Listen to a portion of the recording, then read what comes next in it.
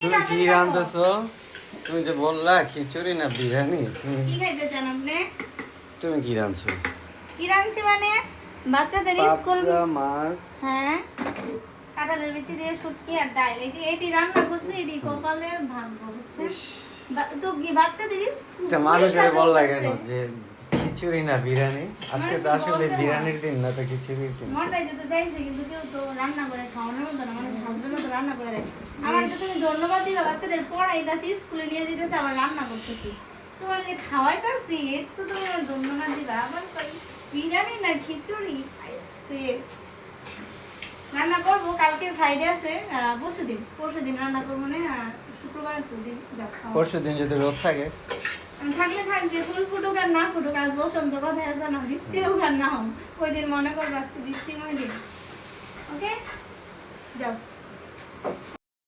এই যে দেখো কি হয়েছে? তো কি হয়েছে এই যে পুড়ে ফেলছি তাড়াহুড়ো করে রান্না করলাম স্কুল থেকে এসে তো বানিশ কে দাও না কেন? দিব সময় পেতেছি না দিতে গেলে সময় নষ্ট বানিশ পেটা দিয়ে নাও।